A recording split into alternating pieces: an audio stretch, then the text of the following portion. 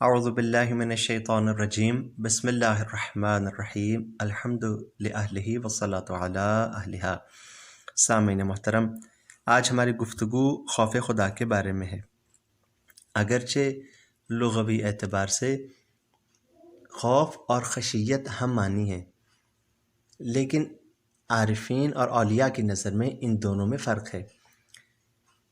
کسی بھی گناہ کے برے نتیجے کے خدشے میں نفس کی گھبراہٹ اور بے چینی کا نام خوف ہے، جو گناہ کی وجہ سے اکثر افراد کو لاحق ہوتا ہے۔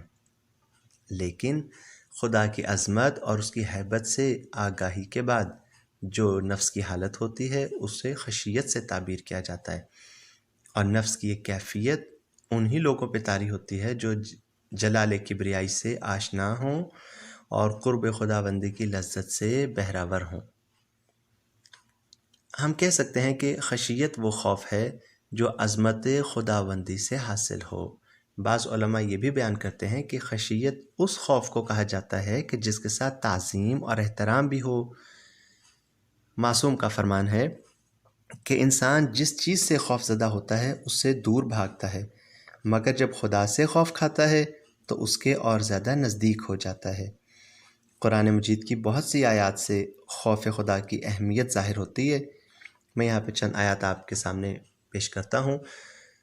خدا فرماتا ہے کہ خدا اس بات کے لیے زیادہ سزاوار ہے کہ اسے ڈرا جائے اگر تم مومن ہو۔ پھر فرمایا کہ خداوند کریم سے صرف اہل ایمان ہی ڈرتے ہیں۔ ایک اور مقام پر ارشاد فرمایا کہ لوگوں سے نہ ڈرو، صرف مجھ سے ڈرو۔ اور ایک اور مقام پر اللہ سے تو اس کے بندوں میں سے وہی ڈرتے ہیں جو صاحب علم ہیں۔ حقیقت یہ ہے کہ جس کے دل میں خدا تعالیٰ کا خوف ہو وہ کسی سے نہیں ڈرتا، اور جس کا دل خوف خدا سے خالی ہو وہ اوروں سے ڈرتا ہے۔ اب سوال یہ ہے کہ انسان کو کیسے پتہ چلے کہ اس کے دل میں خوف خدا ہے یا نہیں ہے؟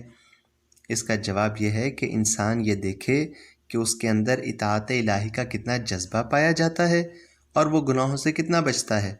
جو جتنا گناہوں سے بچتا ہے وہ اتنا ہی خدا سے ڈرتا ہے۔ مطلب بہت واضح ہے کہ جو گناہوں سے نہیں بچتا در حقیقت وہ خدا سے نہیں ڈرتا۔ امام زین العابدین علیہ السلام سے کسی نے پوچھا کہ ہمیں خدا تعالیٰ کی کتنی اطاعت کرنی چاہیے؟